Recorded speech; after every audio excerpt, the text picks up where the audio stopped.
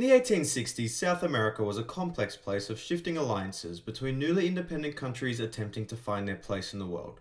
One country that did not want to take a part in all of this was Paraguay, the little landlocked country in the middle of it all. Under its dictator Carlos Lopez, it became a country that willingly isolated itself. It never accepted loans from foreigners and ran high tariffs to favour domestic industry. A military factory was constructed in 1850, and from this the army of Paraguay was expanded rapidly, so much so that it was considered exceptionally modern. They even had warships. Yeah, in a landlocked country. Their military became so strong that warships, warships made to contest territory on the open sea and conduct epic battles on the high seas, were made by Paraguay just to patrol the river. This build-up continued under Carlos Lopez's son, Francisco Lopez, in the 1860s once Carlos died and power was transferred. Foreign advisors were brought in to give expertise to the industry and army, and Paraguay rapidly began progressing at a faster rate than the rest of the continent. With this growing power, Paraguay now felt comfortable to expand its power outside its borders. Like any South American country, Paraguay had border disputes with its neighbors. They also had a fear in the air that one day Argentina and Brazil would grow very strong and take over its smaller neighbors. This had Lopez scratching his chin, so he broke his father's policy of isolation by searching for an ally to better control the area and to oppose the big countries. Nearby, Uruguay was in a long civil war between the Colorado Party and the Blanco Party, both vying for control of the country. The Colorados were more city, business and trade based, while the Blancos were more nationalist, more rural and less friendly to foreigners. Thus, the Colorados were strongly preferred by neighbors like Brazil, while the Blancos were a natural ally of Paraguay as they opposed dominance by Brazil and Argentina. Unfortunately, Uruguay had a large Brazilian population but also a low population density. This meant isolated attacks were commonplace and oftentimes crossed over into Brazil. The government of Brazil naturally got mad because their ability to do business in the south was now limited. The Emperor of Brazil said, "Hey, stop killing random people," and when the Uruguayans ignored him, he kinda got a little angry. His army invaded the country to put the Colorados in power and end the violence. They rapidly conquered the entire country and pushed the Blancos back to the city of Montevideo, and the Blancos begged their ally Paraguay for help. When Francisco Lopez saw this, he kinda got a little angry. He said, "If Brazil doesn't back off, I may have to intervene." Now, you may be wondering why Paraguay thought it could take on its big hulking neighbor Brazil and somehow reach Uruguay to conquer it for the Blancos. Well, Paraguay at this time was actually quite powerful. All that build-up wasn't for nothing. In 1864, Paraguay had upwards of 60,000 soldiers who were well trained and well disciplined, with a solid assortment of artillery and weapons to help them out. Brazil had about 16,000 men, many of whom were tied up in the invasion of Uruguay. Paraguay was so confident in fact of victory that they also declared war on Argentina.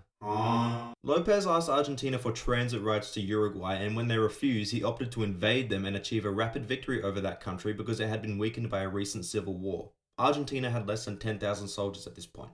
Paraguay had a lot of early successes, capturing the capital city of the Corrientes province in Argentina. From there, they began to drive south, hoping to control the territory from which they could threaten Buenos Aires, invade southern Brazil, and liberate Uruguay. Owning this would also give them access to the ocean for trade.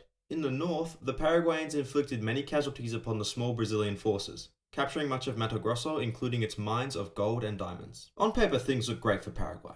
They were easily destroying their enemies, and their navy had established dominance in the Parana River against Argentina. They hoped to win a quick victory here to focus all their forces on the great threat Brazil and prevent Argentina from ever threatening them again.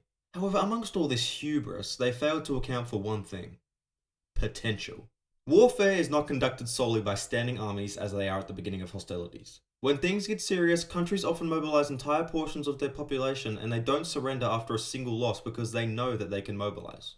Paraguay's entire population at the outbreak of the war was about 450,000, while Brazil had nearly 10 million and Argentina about 1.1 million. Furthermore, in the opening phases of the war, the Blanco faction surrendered in Montevideo to avoid the destruction of the city, firmly placing Uruguay on the side of Brazil and Argentina with the Colorado Party in charge. That was an extra 250,000 Latinos and Latinas, bringing the population table to about 500,000 on Paraguay's side and 12 million on the Allied side. These countries began to conscript their men and assemble large forces to fight the Paraguayans. Obviously, this situation was not great for Paraguay. The three countries formed an official alliance and created a unified military command to fight Paraguay. Brazil executed a master plan in early 1865 by moving their massive navy out of the ocean and into the river Parana, where they destroyed Paraguay's small yet formidable fleet, returning the river to Allied control and trapping the invasion force on the wrong side of the river where they could not get supplies or reinforcements from home.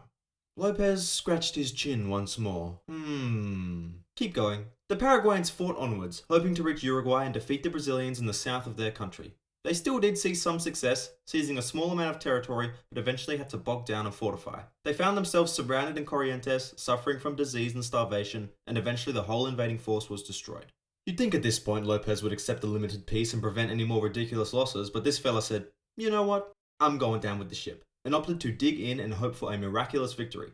The northern forces retreated to Paraguay proper and the defensive war began. The hope was to draw the Allied armies into unfavourable territory and defeat them in a single decisive battle. The result was a brutal campaign where the Allied armies crawled across Paraguay, hampered by disease and logistical problems. A back and forth occurred where both sides began doing all-out assaults on the other's defensive positions to win a decisive battle. For instance, Paraguay lost 6,000 men assaulting Tuyuti, retreated, successfully defended an Allied assault and inflicted 4,000 casualties on them, and then assaulted the same spot again for a further 3,000 losses. These two assaults cost Paraguay 2% of its population. Not its adult male military population, its entire population. The Allies began using novel military tactics to get an advantage, such as floating hot air balloons to report on enemy positions, while the Paraguayans became increasingly desperate.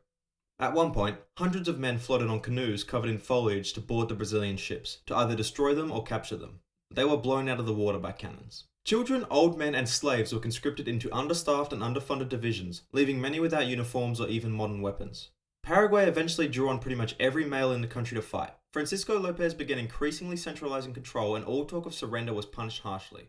The result was a weak force that nevertheless refused to surrender out of paranoia, making every battle and siege extremely bloody. Because of this, it took the Allies 2.5 years to crawl from Corrientes to Asuncion, a distance of about 250 kilometers, causing much destruction on the way. The capital fell in early 1869 and soon Paraguay was fully occupied, but they still refused to surrender. Francisco Lopez said, "You know what? The ship is going down with me," and decided to bring the whole country down with him by putting the remnants of the army to work in guerrilla warfare, dragging out the rest of the war for a further year.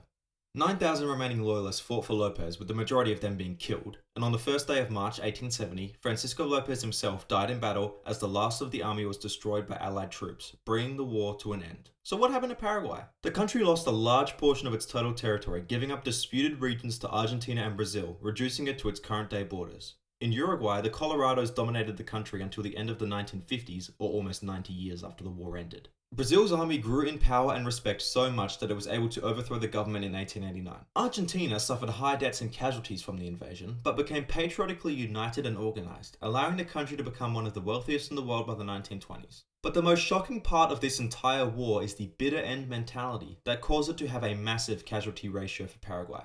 Most estimates suggest that around 60 to 70% of the country's pre-war population died or left during the course of the war. Just 25,000 men were left in the entire country by the end. That means up to 90% of its male population died in the war. 9 out of every 10 men were killed during the Paraguayan War, leaving about 4 women for every man.